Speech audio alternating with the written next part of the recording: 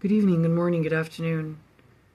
Okay, so this is a different camera because after I went through this last ringer with the government and visited the hospital and the jail and then this Dearborn thing, but we already knew about the Dearborn thing because we live here, and anyone that lives here has tried to get a hold of the government.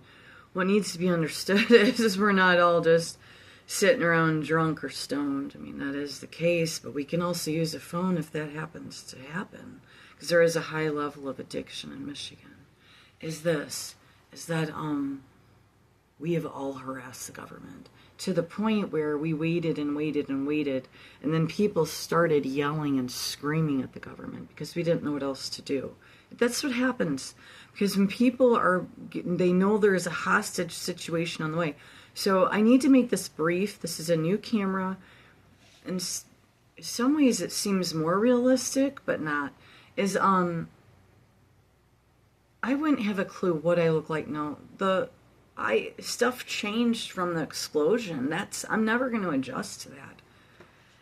It expanded some stuff, and I don't know. I don't recognize myself, I suppose, would be what it is. And you don't as you get older, but then I have the added dimension of waking up one day after a month of healing, and we didn't think I was going to heal because I was out here really bad and I couldn't breathe. It was another miracle. Okay, but listen.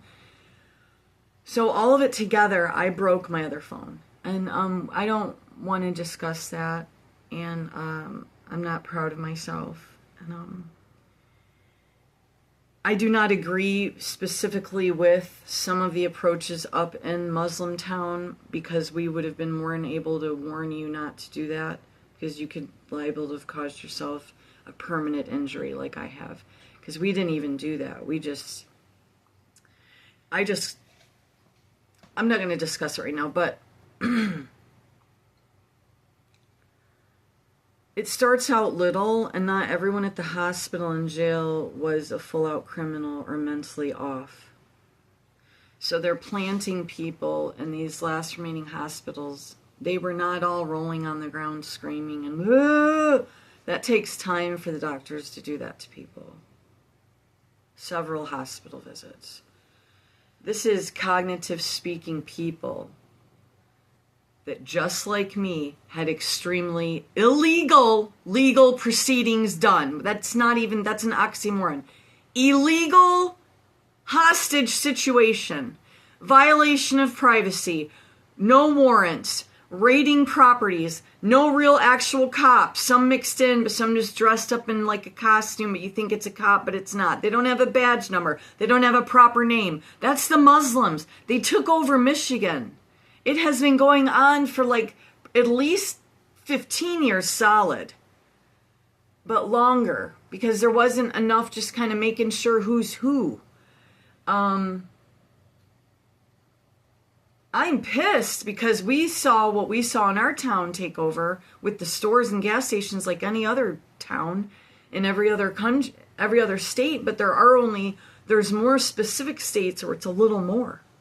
But it isn't. They already took over, you dingbats. It was over 30 years ago. It's with our government. They have no intention of helping those of us that know the truth. The only way that you're protected is if you have a lot of money. That's it.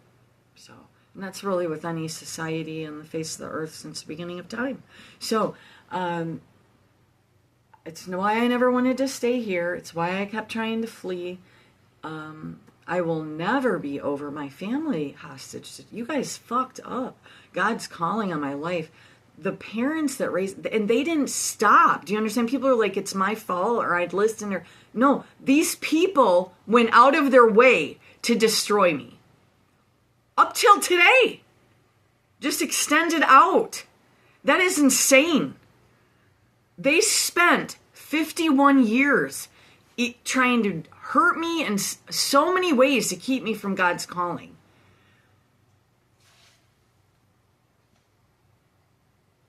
To the level that I have a lot of friends that had a calling, or they went this route. The family wanted them to be a doctor, but they went over here into something stupid like that. And whatever, is no, that's a big pressure, actually. I've actually had people I loved, I knew, I grew up with. Some of them just because the dad or the mom just simply, like, they wanted to do this one thing. Or maybe they never even were able to get there to that one thing. And then it was like they could just never be good enough. You know, people there is that. You know what I mean? This mental illness crisis is coming from the homes. It's coming from the families. It's coming from the community. The ones, most of them you're sticking in there, are the ones you abuse the most. There's people up in the hospitals that shouldn't be there, and it's a Muslim takeover, and every last one of the ones that was stuck there that shouldn't have been there was a diehard Jesus lover. So you tell me that I'm making it up.